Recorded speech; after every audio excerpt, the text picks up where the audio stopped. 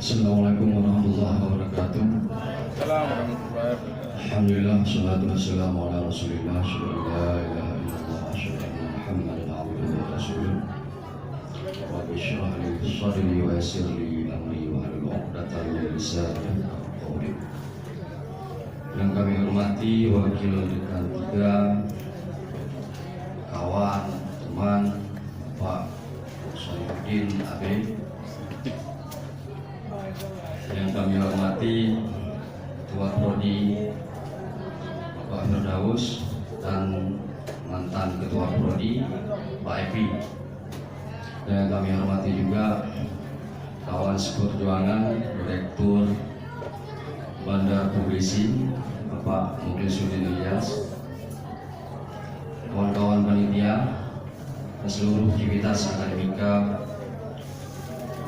di Fakultas Usuluddin, khususnya Akidah dan Filsafat Islam.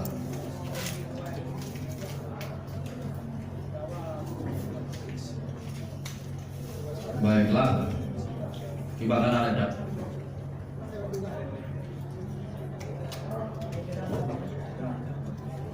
Kaum mak,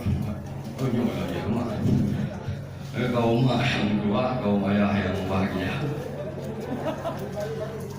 Jadi bicara Tengku Hasan Bitiro itu, bagi saya pribadi, beliau itu tidak sekedar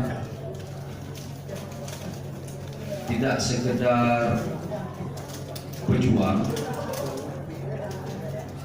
tapi beliau juga seorang pemikir, filsuf, ideolog yang mampu mentransfer nilai-nilai pemikiran bagi khususnya masyarakat Aceh dan masyarakat dunia. Jadi transfer pemikiran itu khususnya bagi masyarakat dunia di Asia, mulai dari nilai toleransi, kemudian nilai pembebasan. Beliau mendapat anugerah Dr. Honoris Causa dari University of London. Jadi doktor beliau itu bukan doktor pria, tapi memang doktor honoris causa yang beliau dapatkan atas apa yang diberikan kepada beliau karena apresiasi terhadap nilai-nilai yang beliau kampanyekan, mulai dari beliau sebagai staf diplomatik Republik Indonesia di PBB sampai beliau menjadi pendiri Gerakan Aceh Merdeka.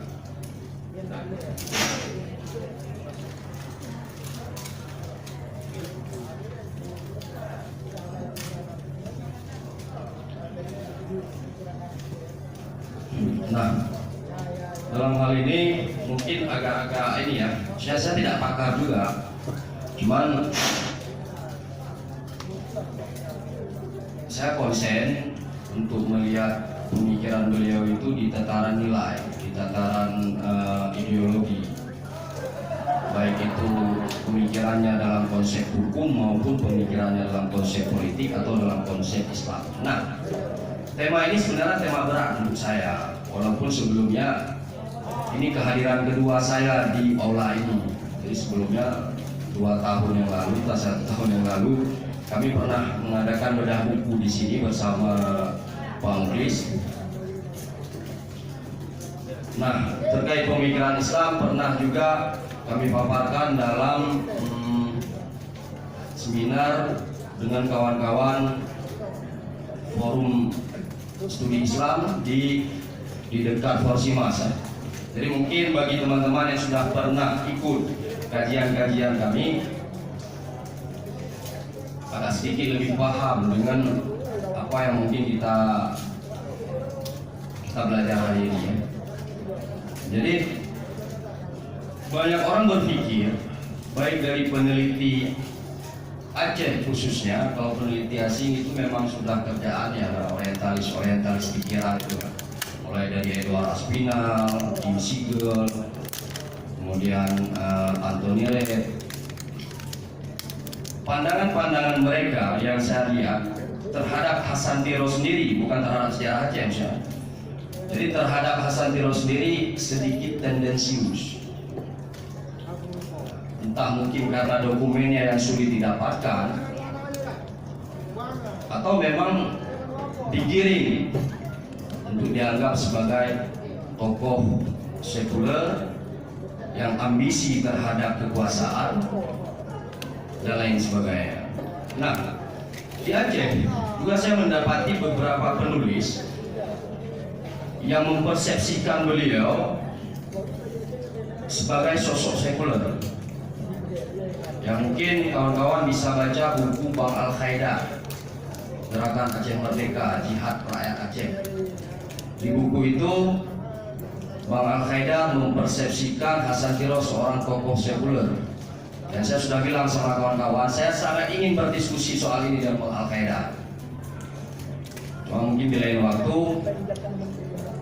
bisa bertemu. Nah, alasan beliau mempersepsikan beliau sekuler, salah satu yang paling substansial itu adalah Redeklarasi Aceh Merdeka atau naskah Redeklarasi Aceh Merdeka itu tidak ada bismillahnya seperti Deklarasi Darul Islam, sehingga dengan ini dipersepsikan sebagai sekuler. Belum lagi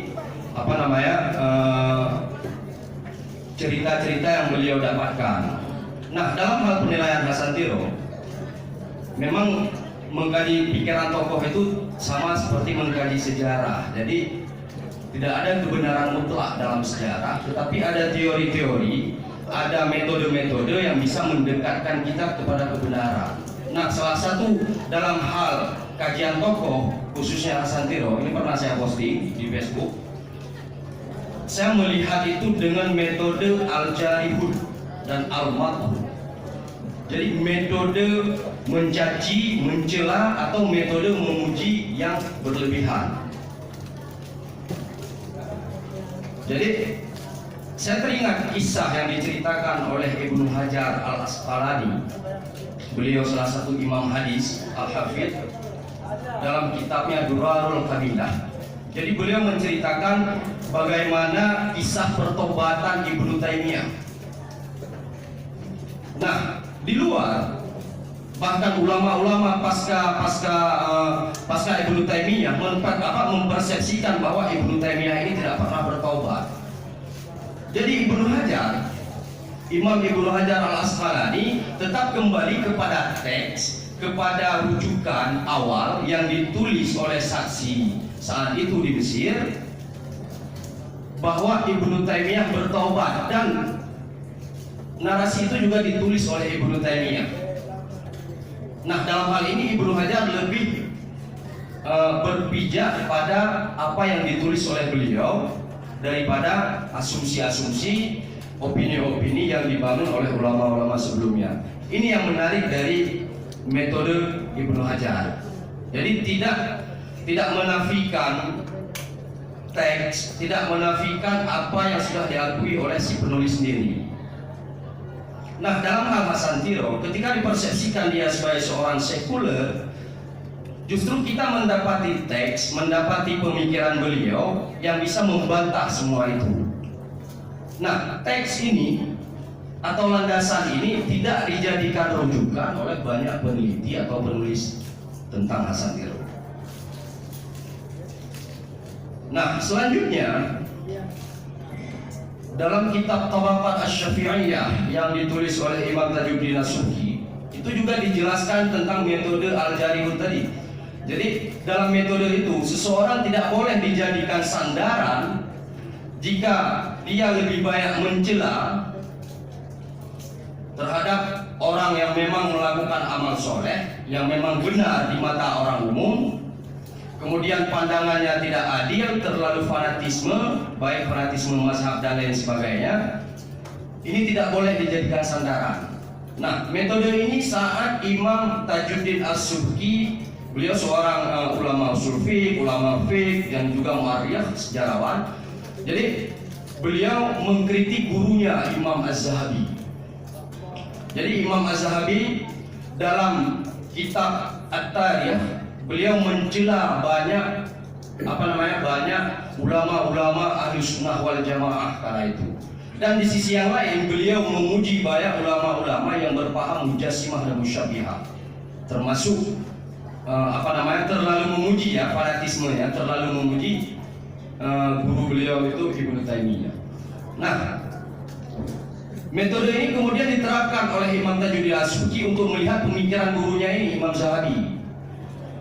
Walaupun Imam Tajuddin sangat mengapresiasi keagungan ilmu dari Imam Az-Zahabi, tetapi beliau tidak boleh dijadikan sandaran karena caciannya berlebihan terhadap orang-orang yang dipandang soleh oleh kalangan umum.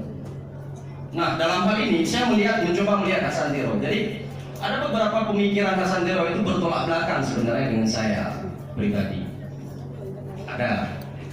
Tetapi dalam hal ini saya ingin menilainya secara objektif. Pemikiran beliau secara objektif berdasarkan sumber-sumber yang berkembang, juga berdasarkan sanggahan-sanggahan dari peneliti-peneliti atau penulis-penulis yang sudah mengkaji tentang beliau.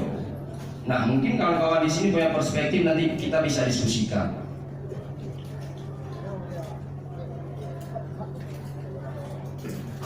Seperti saya katakan tadi, termasuk penulis lokal itu almarhum Dr. Isa Sulaiman mempersepsikan Hasan Tiro itu sebagai sosok sekuler, walaupun basis perjuangannya itu Aswabiyah gitu kan, jadi etnonasionalisme. Jadi diskusi ini menarik dalam tataran konteks nasionalisme atau etnonasionalisme. Cuman saya pikir kita tidak membahas soal ini, kita lebih melihat kepada bagaimana konsep pemikiran Hasan Tiro yang kemudian dalam kerangka pemikiran itu saya menyebutnya dengan Tiroisme. Jadi Tiroisme itu tidak semata-mata bicara Tengku Hasan Tiro, tapi bicara spirit dan etik keacehan yang diformulasikan dari semangat pejuang-pejuang Aceh, semangat ulama-ulama Aceh, semangat kebudayaan Aceh, nilai-nilai Aceh yang kemudian diperjuangkan, diletakkan pondasinya itu oleh Tengku Hasan Muhammad Tiro. Ini yang saya sebut dalam kajian saya sebagai Tiroisme. Nah, siapa Tengku Hasan Tiro? Jadi kawan-kawan panitia kemarin minta saya untuk sedikit membicarakan profil beliau. Tapi saya pikir ya teman-teman sudah paham dan sedikit juga sudah tahu siapa sebenarnya Tengku Hasan Tiro. Jadi kita tidak terlalu membahas banyak.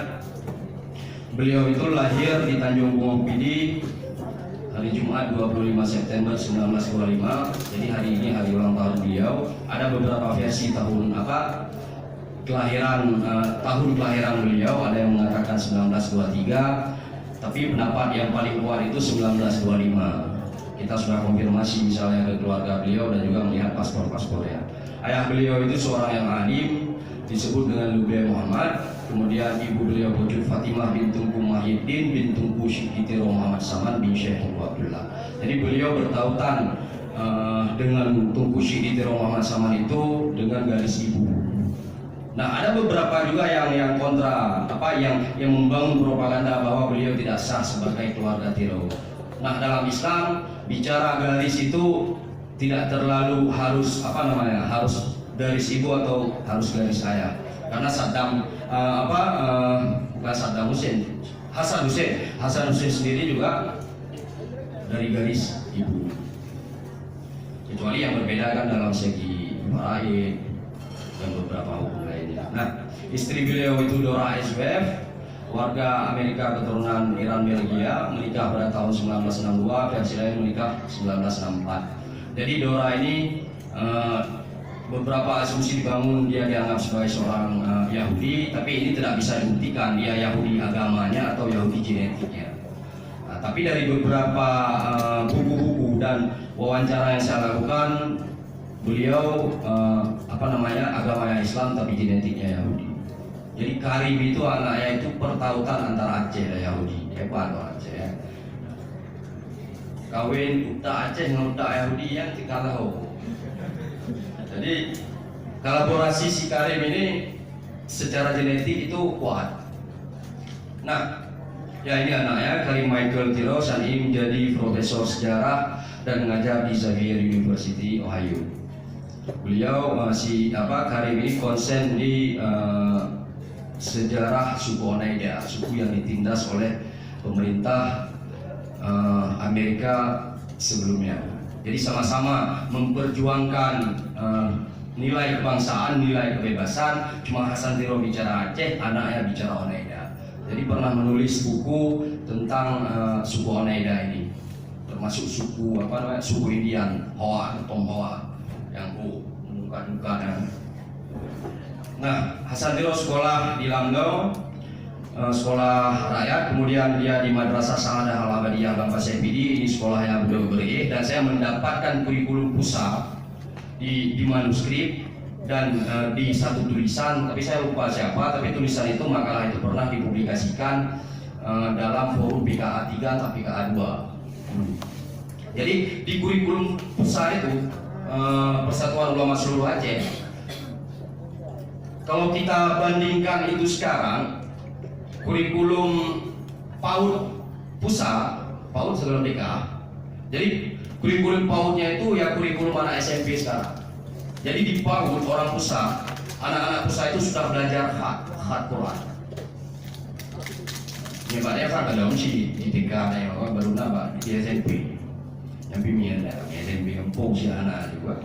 Jadi sudah belajar kata bahasa Arab, kemudian sudah belajar bahasa Belanda dan lain sebagainya. Nah, SMA di kurikulum pusat itu setingkat dengan kurikulum fakultas, kurikulum universitas. Itu perbedaannya. Makanya wajar di era-era pusat itu lahir tokoh-tokoh besar, Andi Hashmi, Hasan Tiro, Aka Yakubi, guru-guru pusat kan, kemudian siapa lagi, Nur El Ibrahimi, kemudian Mutiara Agi dan lain sebagainya. Jadi produk-produk hebat yang lahir pasca perang Darul Islam, katakanlah. Jadi melahirkan produk-produk hebat itu yang sampai sekarang pemikirannya itu masih diwarisi. Nah, kita berharap perdamaian ini juga mewarisi produk-produk intelektual itu. Tapi sayangnya saya melihat belum ada yang muncul. Jadi kampus Darussalam ini mulai dari UIN dan Usyah itu adalah konsekuensi dari perang Darul Islam. Nah, konsekuensi dari perang Gerakan Aceh Merdeka dan Indonesia, kita belum melihat bukti real dalam bentuk produk intelektualnya.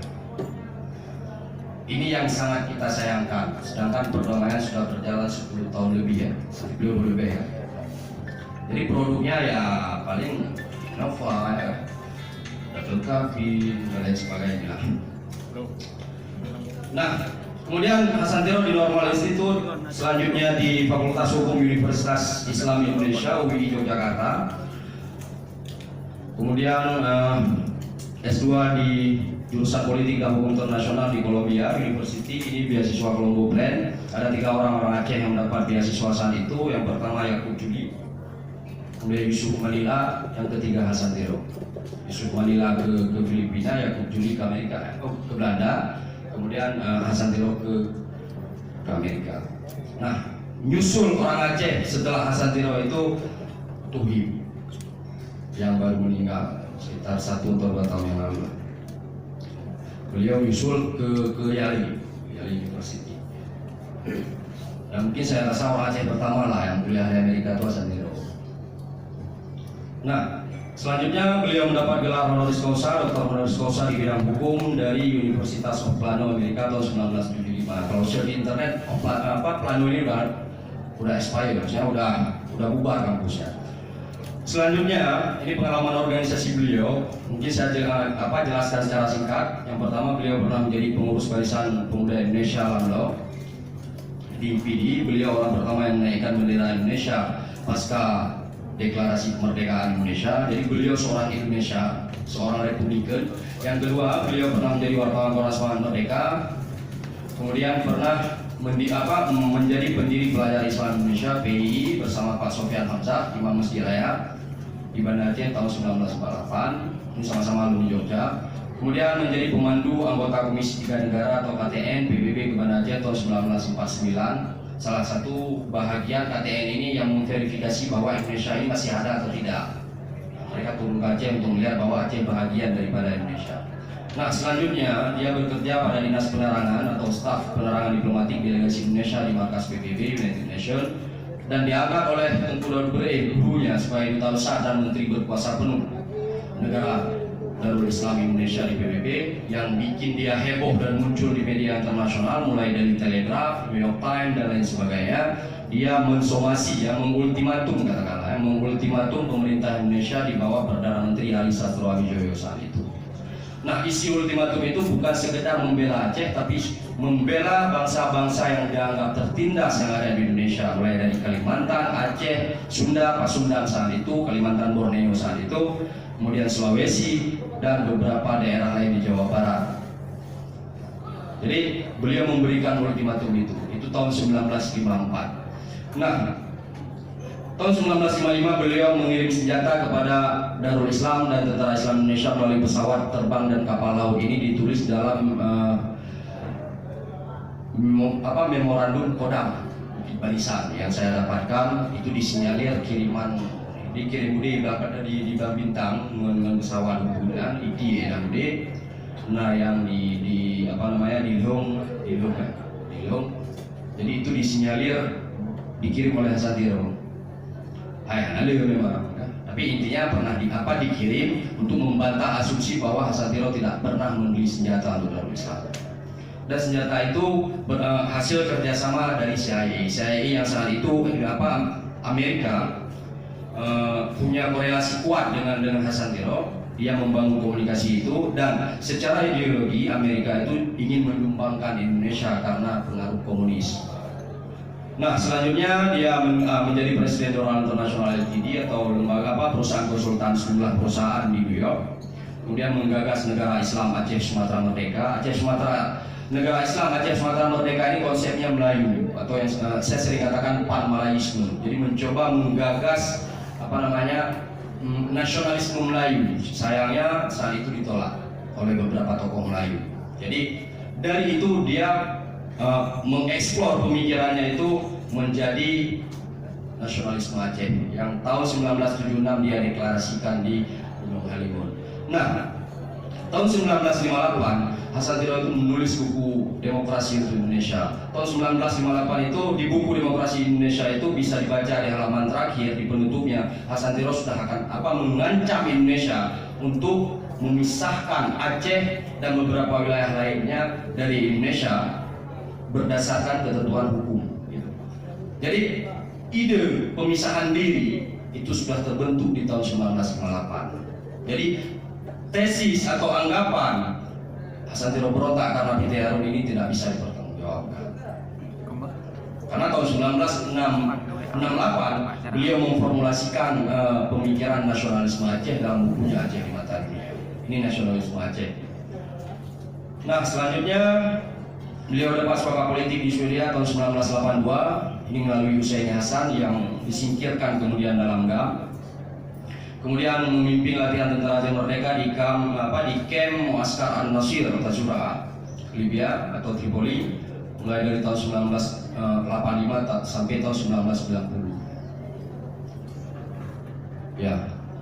Kemudian beliau juga menjabat sebagai penasehat atau pemimpin politik Maktabah Alamiah Libya, salah satu organisasi yang dibuat saat itu oleh beberapa konfederasi negara-negara Timur Tengah Arab, khususnya untuk melawan Liga Arab dan melawan United Nations, gagasan PBB. Jadi Hasatiro menjadi penasehat di lembaga ini yang dibentuk oleh Muammar Gaddafi. Nah, dia sudah bermain lintas benua memang saat itu dengan pemikiran-pemikiran hebatnya. Nah, kemudian tahun 1987 dia berstatus sebagai warga negara Swedia. Kemudian dia memberi laporan masalah Aceh Merdeka ke PBB tahun 1990 dan aktif menghadiri sidang-sidang HAM di PBB sidang-sidang HAM PBB di Jenewa mulai dari tahun 1990 sampai seterusnya. Dan juga pernah mengkampanyekan soal Aceh di Majelis Ekonomi dan Sosial atau ECOSOC di gedung PBB. Kemudian meminta PBB mengadakan referendum di Aceh tahun 1992. Jadi ide referendum itu bukan ide yang usang, bukan ide yang lahir baru di Aceh tahun 1998. Hasan Tiro sudah pernah menggagas itu di forum PBB. Nah, kemudian beliau juga menjadi ketua Badan Persiapan Konfederasi Sumatera Merdeka. Ini perlu saya jelaskan supaya tahu lompatan-lompatan pemikirannya. Karena sebenarnya kajian kita ini pemikiran, bukan di sini. Nah, selanjutnya beliau aktif mengikuti sidang umum di UNPO Den Haag. Jadi UNPO ini unrepresentative ya, population organization. Jadi jangan terjebak. Nan kalau bendera agam yang pikir gedung PBB bukan. Ini di gedung unrepresentative population organization. Jadi negara-negara yang tidak diakui secara de facto dan de jure yang menuntut kemerdekaannya, mulai dari Serbia saat itu, kemudian kalau di Indonesia itu OPM, RMS, GAM, Fretilin sebelum mereka Timur, mereka berkumpul membuat satu forum yang namanya UNPO. Nyahinan juga merah kembali gedung PBB di Kenawa, hal yang menyuarakan PBB dalam kepulauan ya. Yang mahasiswa berkritis secara akademis. Jadi UNPO itu Unrepresentative Population Organization. Organisasi yang tidak terwakili, populasi yang tidak terwakili di dunia, termasuk Aceh di dalamnya. Kemudian tahun 2000 beliau bertemu dengan Duta Besar RI Hassan Wilailah difasilitasi oleh Henry Bulan Center. Kemudian pulang ke Aceh tahun 2009. Kemudian tahun 2010 beliau dirawat di Rumah Sakit Zainal Abidin. Nah, sehari sebelum beliau meninggal, beliau dianugerahkan warga negara Indonesia dengan segala kontroversialnya. Ini buku-buku beliau. Pertama sekali beliau menerjemahkan buku Siyasah Syar'iyyah karangan Prof. Abdul Wahab Khalaf, salah satu profesor di Fuad 1 University, Kairo. Buku ini kalau sekarang itu di Kairo itu jadi buku klasik yang membahas tentang politik Islam yang dipelajari oleh tingkatan S2 Al-Azhar. Ini buku ini. Jadi saya sudah konfirmasi ke kawan-kawan yang kuliah di Al-Azhar. Salah satu buku klasik, buku tua, buku tingkat tinggi yang memang dipelajari di Al-Azhar. Nah, judul dalam bahasa Indonesia itu Dasar Undang-Undang Islam. Undang-Undang Negara Islam judulnya. Nah, untuk melihat pemikiran Islam Hasan Tiro itu di buku ini, di pengantar ini, baru kita dapat. Kalau enggak, di buku-buku lain itu agak sulit kita kaji nilainya, kecuali kita baca secara teliti dan kritis satu-satu. Yang beruntung harap payah pulau ada baca. Yang kedua, Perang Aceh tahun 1873-1927, ini skripsi beliau di UII Yogyakarta. Beliau mencetak menjadi buku dan ini bisa download gratis. Sudah saya salin ulang di Google Drive, bisa search. Berdasarkan kaedah tunan, kaedah bahasa Indonesia yang sudah disempurnakan lah kan. Nah, kemudian Demokrasi untuk Indonesia tahun 1958 terbitnya. Ini buku, kalau menurut saya ini buku fenomenal dia dalam pemikiran demokrasi dan politik. Apa yang terjadi hari ini di Indonesia ini sudah diramalkan oleh Hasan Tiro dalam buku ini. Pertarungan ideologi dua kubu misalnya, antara isu PKI katakanlah dengan kelompok Islam yang hari ini dikembangkan, ini sudah diramalkan oleh Tengku Hasan Tiro dalam buku ini tahun 1958. Jadi ada beberapa ini pemikiran inti dia yang menjadi yang menjadi substansi menurut saya itu adalah demokrasi. Menurut dia itu ya waja'alnakum surah Al-Hujurat ayat 11 yang syu'uban lita'arafu. Jadi diciptakan berbangsa-bangsa dan bersuku-suku. Jadi berbangsa-bangsa dan bersuku-suku itu kudrah Allah. Kita berbeda, misalnya Aceh, Jawa, Minang, Batak, kemudian Dayak dan lain sebagainya, itu adalah kudrah, tidak bisa disatukan. Dengan ikatan demografis, dengan ikatan politik itu tidak bisa disatukan. Di sini beliau mengkritik apa yang disebut oleh Soekarno itu dengan sistem demokrasi. Kalau di Iran itu Reza Shah Pahlavi ya. Dengan konsep westernisasinya membarak-barakan orang Iran. Indonesia kala itu di tahun ini menjawa-jawakan Indonesia. Jadi semuanya orientasinya itu sentral Javanis, bukan suku ya, bukan bicara rasis ini, tapi sistemnya itu sentral Jawa.